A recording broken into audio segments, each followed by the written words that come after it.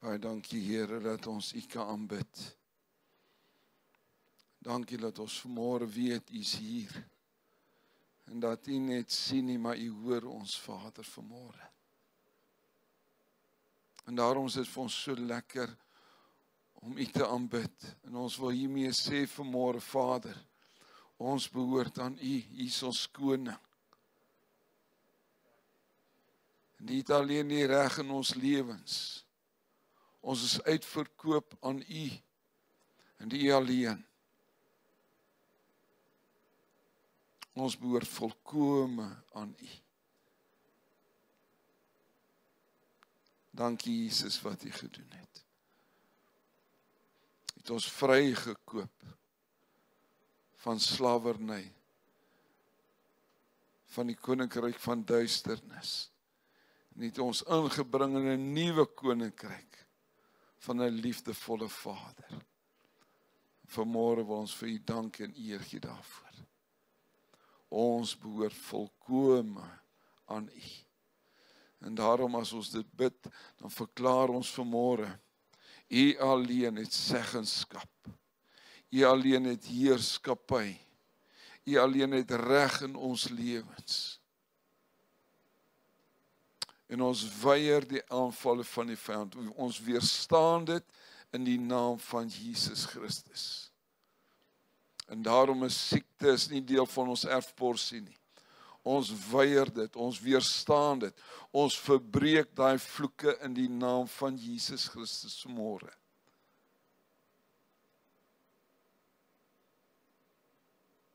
Dankie Vader. Dankie Vader. Dankie vir die genesende krag wat daar is in die naam en die bloed van Jesus Christus, wat vanmôre net oor ons liggame vloei. Dankie dat U ons verlos van depressie, van minderwaardigheid. Verlos ons vanmôre daarvan. Dankie dat U ons gaan help, dat ons denke sal vernuwe. Dat ons sal dink wat daarbo in U koninkryk is. En nie wat hier op die aarde is nie. Here, help ons dat ons oë gefestig sou op U, wat heers in mag en majesteit. U wat ons koning is. Ons behoort aan U. En dankie dat U heers in ons. En alles wat ons het en alles wat ons besit, is U se. Wat ons behoort aan U. Dankie Heilige Gees, dat U vanmôre met ons praat. Alreeds terwyl ons aanbid het, dat U begin werk het in ons. En dankie o Heilige Gees, dat U is die een wat ons transformeer. En ons wil U uitnooi vanmôre, kom o Heilige Gees. Kom o Heilige Gees. Kom transformeer ons, kom verander ons. Kom maak ons nuut, sodat mense Jesus in ons lewens sal sien. Dis ons gebed vanmôre. Dankie vir U woord, Vader. Dankie dat U woord opnuut met ons gaan praat. En dat die woord ons gaan help om meer soos Jesus te wees. Dis ons gebed vanmôre, Vader. In Jesus se naam. Amen.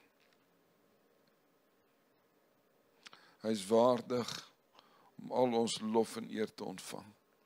Kom ons blaai, ek kan blaai na Matteus, ek begin by Matteus 4 vanmôre weer.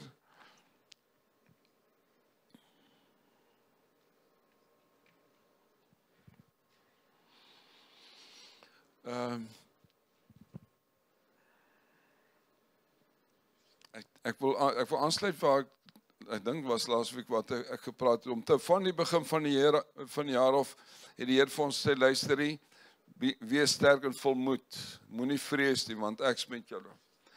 En hy sal dit net sê vir ons, wanneer daar goed gaan gebeur, wat sê, dit gaan 'n moeilike situasie wees.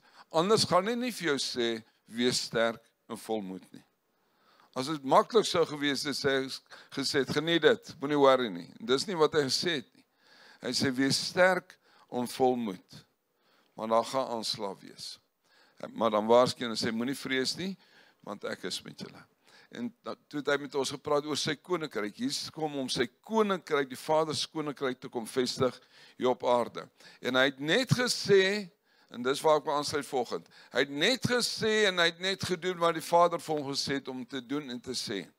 En nou in hoofstuk Matteus 4, vers 23. Kom ons lees dit net gou, want dis waaroor my tema wat ek oor gaan praat vanoggend is die doring in Paulus se vlees. Hy praat daarvan en mense het voordat ons gaan lees dalk. Die mense sê ja, maar Paulus was siek. En ons gaan nou lees, Jesus het almal genees. Paulus was siek. Hoe kan jy nou sê dat dit is God se hart vir genesing? Ons sal nou daarby kom. Kom ons lees gou Matteus 4 vers 23. Jesus het deur die hele Galilea rondgegaan en in hulle sinagoges geleer en wat hy gedoen, die evangelie van die koninkryk verkondig. Dis wat sy missie was. Om dit wat in sy Vader se koninkryk is, om dit te verkondig en te demonstreer. Te verkondig. En elke, nie sommige nie, en elke siekte en elke kwal onder die volk genees. Reg, en dan kan jy verder lees, toe mense dit hoor nog meer kom. Maar wat ek probeer sê het, Jesus se voorbeeld was, hy het elke een wat siek was, en elkeen wat 'n kwal gehad het, het hy genees. Kom ons kyk wat het hy sy disippels gelees, blaai net om na Matteus 10 toe, elke kwal en elke siekte. Kom ons kyk wat sê hoofstuk 10, Matteus 10 vers 1. Matteus 10 vers 1 lees ons volg. En hy het sy 12 disippels, ons weet met wie hy praat. En hy het sy 12 disippels na hom geroep en aan hulle mag gegee om onrein geeste uit te dryf. En elke siekte en elke kwal te genees. Wat sien ons presies dit wat Jesus gedoen het hy gedemonstreer vir sy disippels. Hy het nie gesê sommiges nie, en omdat ek vir jou die voorbeeld gegee, hy het nie gesê vir sy disippels, gaan genees sommiges nie, of as jy by mense kom, hulle siek met jou onderskei, hier is my Vader wat hulle siek gemaak het, moenie vir hulle bid nie. Hy het dit nooit gedoen nie, en hy het nooit gedemonstreer nie. En daarom kan ons met vrymoedigheid sê, siekte kom nie van God af nie. Moenie sê, dis my kruis, of dis die doring in my vlees nie, nou ons gaan daaroor nou praat. Want daar is nie siekte in God se koninkryk nie. Jesus het dit wat in sy Vader se koninkryk was, kom manifesteer, demonstreer. En daarom het hy elke siekte en elke kwal genees. Reg. Nou kom ons gaan na Paulus se doring in die vlees toe. Dit is in 2 Korintiërs 12. 2 Korintiërs 12.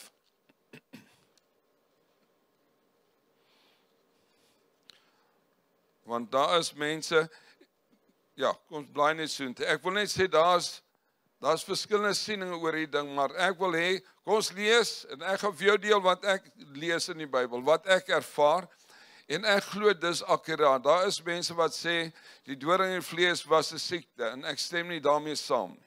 En kom ons kyk na wat Paulus gebeur het. Ons by 2 Korintiërs 12, kom ons lees by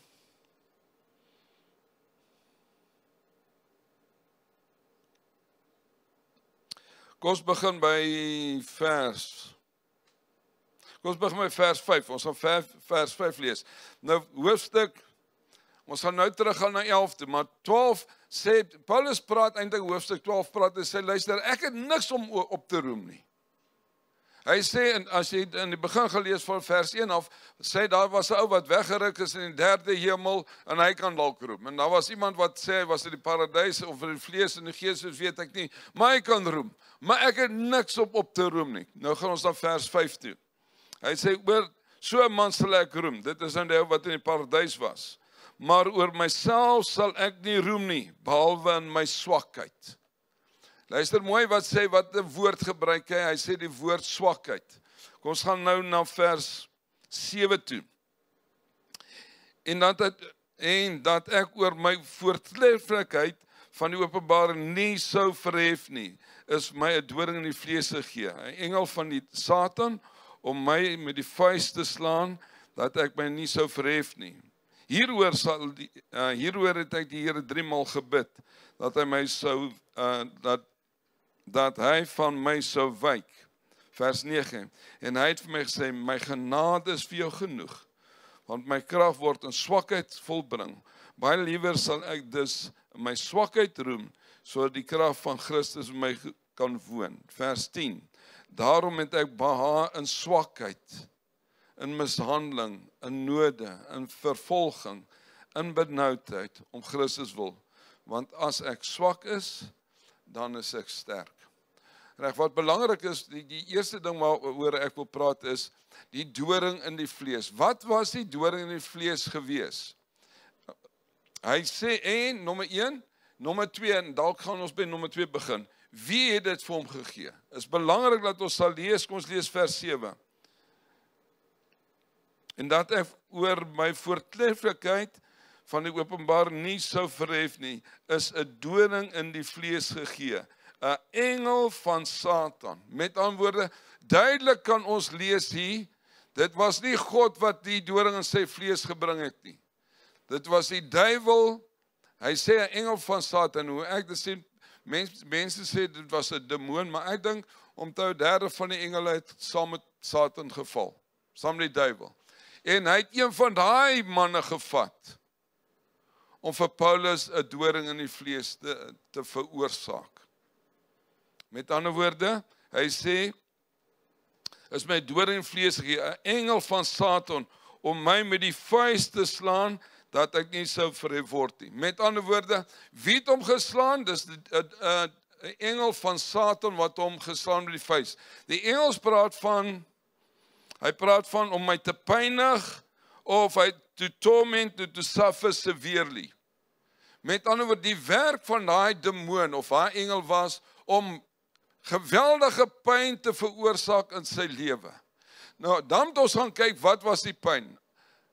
Want Paulus gaan sê, wat was die pyn? Hy sê, luister mooi, en die Engels ongelukkig is in van die vertalings, noem hulle infirmities.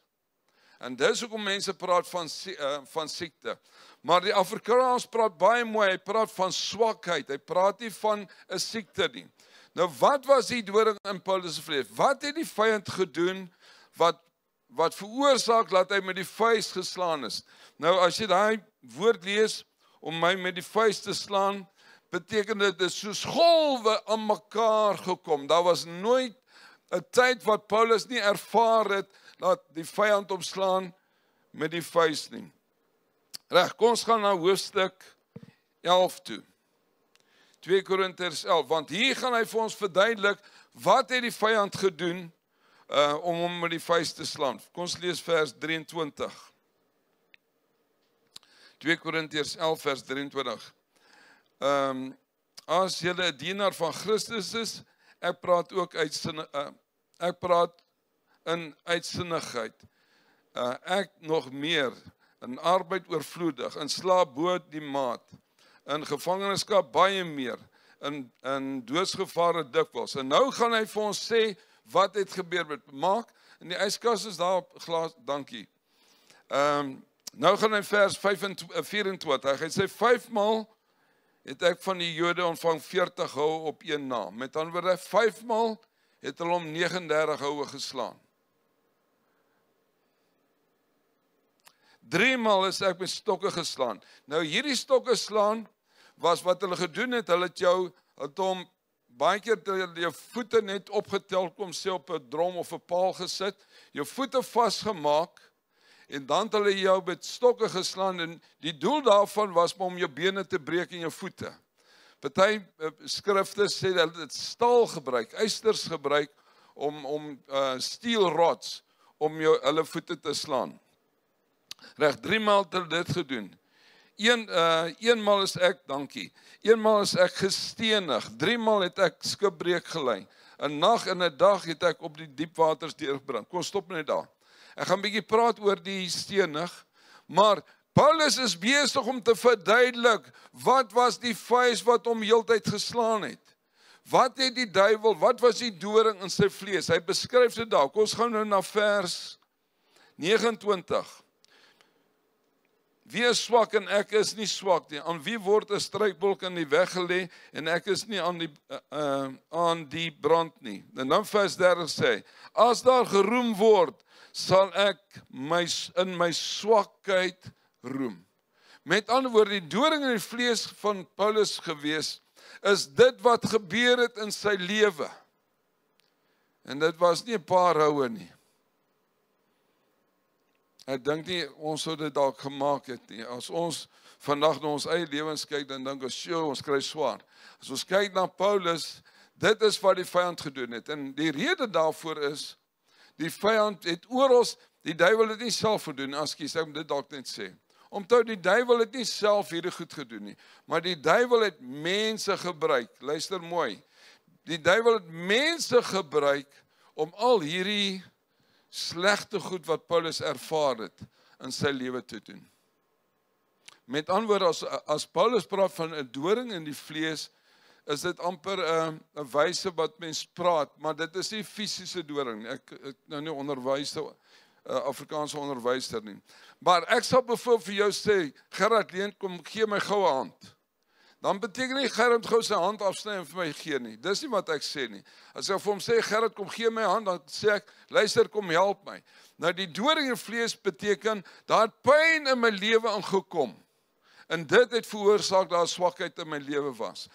Onthou, Paulus was 'n man wat die Bybel goed geken het. Die 5, onthou, hulle het geleef in die tyd waar die 5 Oud-testamentiese Bybels baie bekend was. En hy was baie goed geleerd in dit. En die mense, sy gehoor, het verstaan as hy praat van 'n doring in die vlees. Nou, daar's 2 skrifte in die Ou Testament. Kom ons gaan gou soontoe. In Numeri 33, wat hy praat van 'n doring in die vlees, of 'n doring in die sy, of 'n doring in die oog. Ek gaan 2 vir jou lees. Numeri 33 vers 55.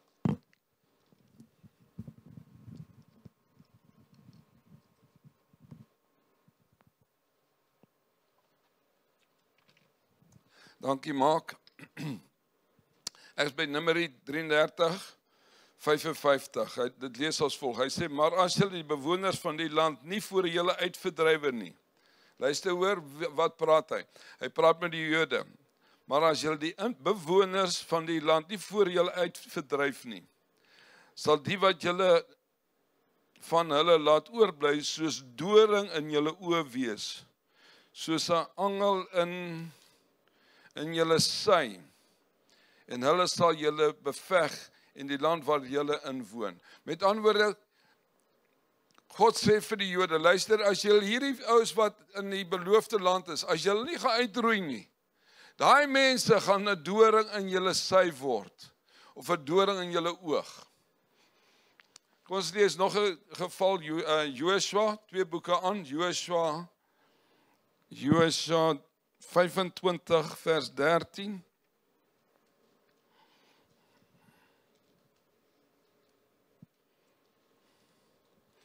Joshua 25, nee, Joshua 23, ekskuus. Joshua 23 vers 13.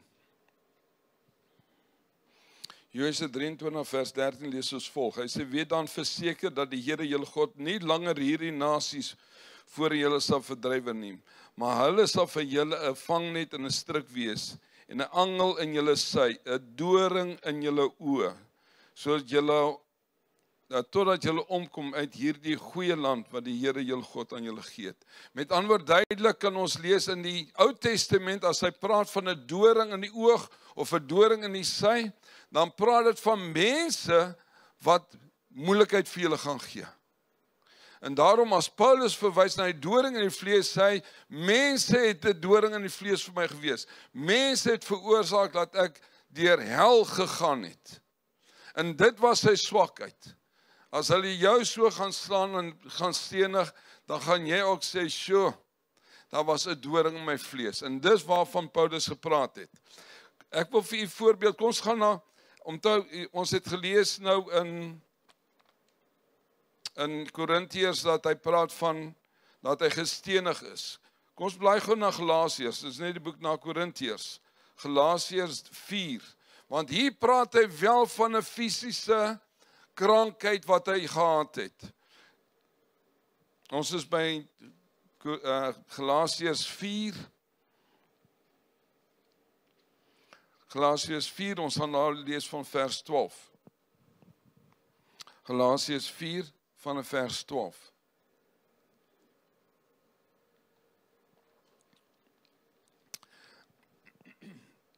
Hy sê, broeders, ek bid julle, word soos ek, want ek is ook soos julle, en julle het my geen onreg aangedoen nie. Maar julle weet dat ek ten gevolge van krankheid van die vlees, en hier sê hy duidelik, dis krankheid van die vlees, die eerste keer die evangelie aan julle verkondig het, en julle het my beproewinge in my vlees nie verag of verfoei nie, maar julle het my ontvang as 'n engel van God, ja, as Christus Jesus. Wat was dan julle saligprysing? Want ek getuig van julle dat julle, as dit moontlik was, julle oog uitgegrawe vir my sou gegee het. Met ander woorde, Paulus praat hierso, luister, sy vlees, daar was krankheid in sy vlees. Maar nou moet ons gaan kyk, waar kom dit vandaan? Wat was die oorsaak van die krankheid in sy vlees? En dan het hy gesê in vers 13, die eerste keer toe ek by julle gekom het julle gesien dat daar krankheid in my vlees was. Met ander woorde, dit was daar die eerste keer, maar nie toe ek weer by julle gekom het nie. Handelinge, kom ons blaai gou na Handelinge toe. Handelinge 14.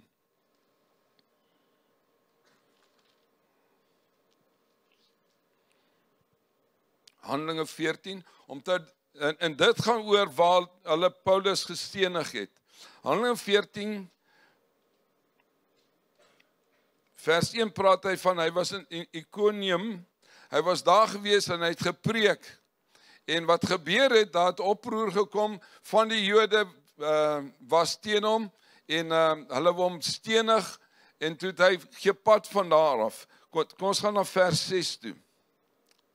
Jy sal sien in vers 5, kom ons lees gou vers 5, maar toe daar onder die heidene en ook onder die Jode saam met hulle owerstes 'n beweging ontstaan het, om hulle te mishandel en te stenig, het hulle dit gewaar geword en gevlug na die stede van Iconium, Lystra en Derbe in die omstreke. Reg toe het hulle na die plek toe gegaan, en in Lystra vers 8, en in Lystra is daar 'n man, het daar 'n man wat magteloos aan sy voete en heupe van geboorte af, en hulle het hom, en hy het nooit geloop nie. En dan bid hulle vir hom en hy is genees. En dan wil die mense sê, julle is 'n gode. Hulle praat van Paulus, jy's 'n god, en Barnabas, jy's 'n god. En Paulus sê van, nee, ons is nie gode nie. Ons is net normale mense wat God kragtig gebruik. Toe gaan hulle kom ons gaan na vers 19 toe. Die mense wil sê hulle is God. Toe kom daar mense van, kom ons lees dit maar, vers 19. En daar het Jode van Antiochië en Iconium uit aangekom, en hulle het, nadat hulle die skare omgepraat het, Paulus gestenig en hom na buite die stad gesleep, en met die gedagte dat hy dood was. Met ander woorde, toe stenig hulle Paulus, vers 20. Maar toe het die disippels hom omring, en hy het opgestaan, en hy opgestaan in die stad gekom, en die volgende dag, dis belangrik, en die volgende dag, saam met Barnabas na Derbe vertrek. Met ander woorde, nadat hy gestenig is, ek glo hy was dood. As die Bybel praat normaalweg van stenig, beteken dat hulle gooi hom dood. Toe het hulle hom uitgesleep. Disippels het om hom gestaan, en ek glo dat vir hom daar gebid, en toe het hom uit die dood uit opgewek. En die volgende dag, toe gaan hy na die stad Derbe toe. En die stad, dis waar die gemeente van Galasiërs is. En daarom, as ons lees dat hy daar aankom die volgende dag in Galasiërs, lees ons vers hoofstuk 4, lees ons dat hy swak was, en dat mense selfs bereid was om hulle oor vir hom te gee, moet ons besef, dis 'n dag nadat hy gestenig is. kom hy daar in Galasiërs en hy preek die evangelie. En nou sê hy daar, ek was swak, die eerste keer toe ek die evangelie vir julle verkondig het, was ek swak. En daar was 'n vermoede dat daar fout nog met sy oë was. Maar ons moet verstaan, dis nou net 'n man wat die vorige dag dood was. Uit die doodheid opgewek het. En toe hy in Galate kom, toe preek hy en sy liggaam was fisies swak. Reg, daarom is dit duidelik vir my. Die doring en vlees was nie God wat dit gestuur het nie. Dis die duiwel, die engel van die duiwel, 'n demoon, demoniese engel, wat veroorsaak het dat mense vir Paulus vervolg het en al die goed deurgegaan het. Reg, dit was nie God nie. Dit was nie 'n siekte nie. Sy swakheid was, hy het onder geweldige aanslag gekom en dit was sy swakheid. Ek wil graag hê ons moet gaan na vers, kom ons gaan terug na 2 Korintiërs toe. 2 Korintiërs 12, laat ek net weer dit vir julle lees. Kom ons gaan terug na 2 Korintiërs 12, vanaf vers 7. Ek gaan dit net weer vir julle lees. En dat ek oor my voortreffelikheid van die openbaar nie opgehef sou verhef word nie. Weet jy wat het gebeur? As Paulus praat dat ek nie myself sou verhef nie, wat gebeur het, mense het gesê, "Sjoe, ons wil soos Paulus wees." Kyk net na die amazing goed wat hy doen. En hy het gesê, luister nie, nee, in my swakheid sal ek liewer roem. Die goed wat my plaasvind, dis die goed wat my nederig hou, en hy het nie mooi eintlik verstaan op die stadium, luister mooi wat ek gaan sê. Hy het op hierdie stadium nie mooi verstaan dat vervolging is deel van die pakket van 'n Christen nie. Dit was wat Paulus hier gebeur het. Nou as ons gaan na Timoteus toe, kom ons bly nou na Timoteus toe. 2 Timoteus 3. Ekskuus, 2 Timoteus 3.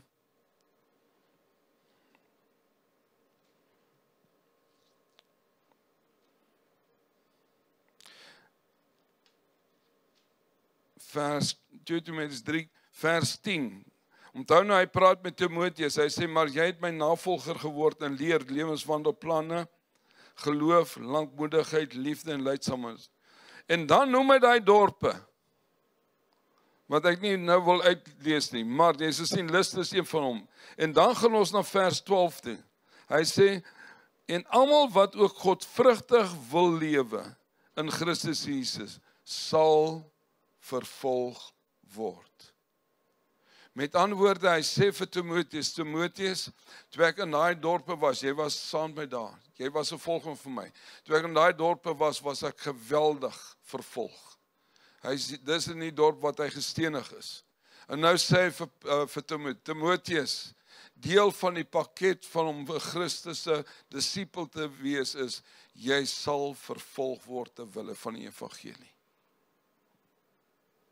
En dis nie iets wat ons wil hoor dalk nie. Maar dis wat God gesê het vir Paulus. En hy Jesus dit ook vir ons sê. Kom ons gaan na Johannes 6 toe. Ek wil nog 2 skrifte lees. Johannes 6 vers 33. Ag, dit moet 16 wees. Ekskuus, Johannes 16 33.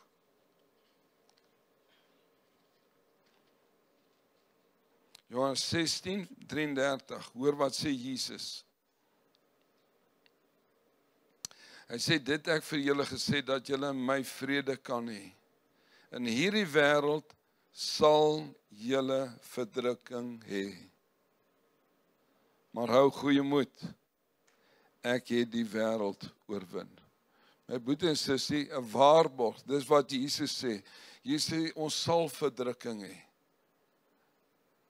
In hierdie wêreld sal ons verdrukking hê. Johannes, kom ons gaan na Matteus 10 toe weer. Matteus 10.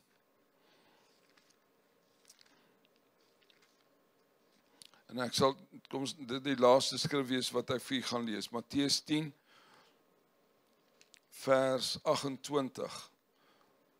Onthou, dis waar hy sy disippels uitgestuur het en hy sê, genees elkeen, elke kwaal, elke siekte. En dan gaan hulle uit en hulle doen dit. En nou sê in vers 28, moenie vrees vir dit wat die liggaam doodmaak nie, maar die siel nie kan doodmaak nie, maar vrees hom liewers, wat die siel sowel as die liggaam kan verderwe in die hel.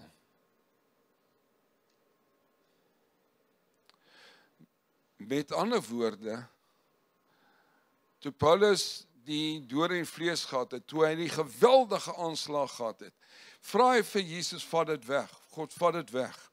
En dan later besef, maar luister, dis deel van die pakket.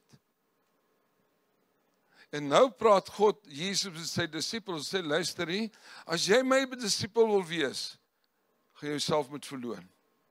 Jou kruis opneem en my volg.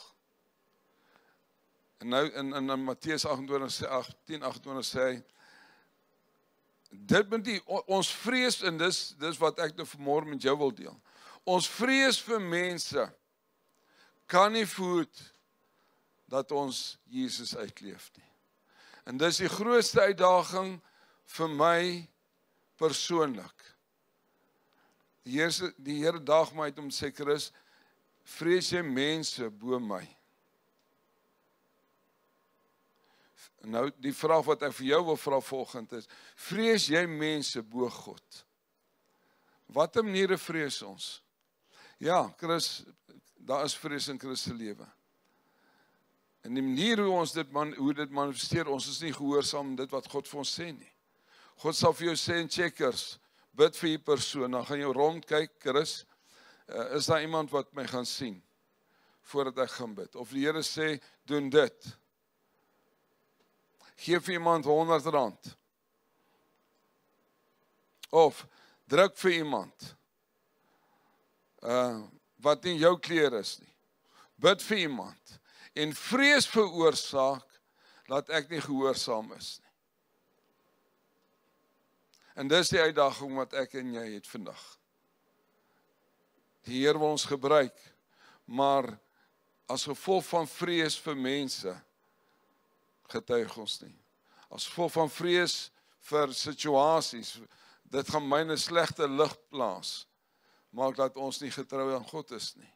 En dis die groot uitdaging wat ek vir jou vanmôre wil gee en sê, luister, kom ons wees gehoorsaam aan God.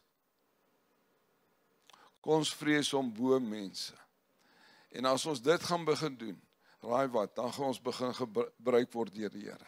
En dis my hartsbegeerte vir my. My gebed is, Here, help my dat ek my vrees vir mense sal verloor en dat ek U bo hulle sal vrees. En dit sal maak, Willie, dat ek en jy begin gehoorsaam word. Dat ons waarlik lig en sout sal wees. En Paulus sê, Here, wat kan mense aan my doen?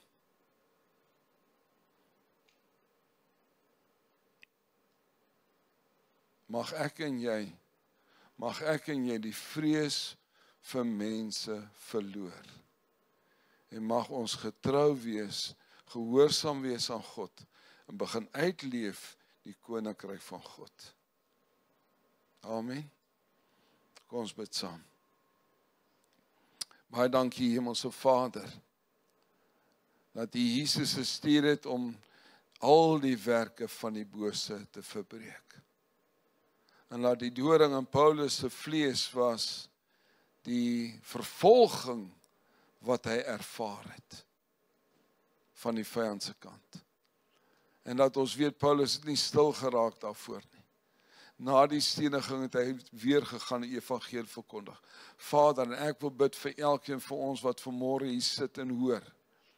Help ons, dat ons vrees vir U groter sal wees, as die vrees vir mense. Vader, ons kom vanmôre na U toe. En ons wil U bid en vra, help ons, dat ons vrees vir mense sal stop. En laat ons gehoorsaam sal wees aan U woord en aan U stem. Aan U leiding, o Heilige Gees. dat wanneer U sê praat, dat ons sal praat.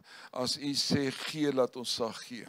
As U ons stuur, dat ons in gehoorsaamheid sal gaan, Vader, omdat ons U meer liefhet as die vrees vir mense. Dankie Heilige Gees, laat ek vir elkeen vir ons kan bid vanmôre. In hierdie week wat kom, laat ons lig sal wees. Laat ons sout sal wees. Laat ons nie sal bang wees vir mense nie. Maar laat ons U sal eer in ons lewens.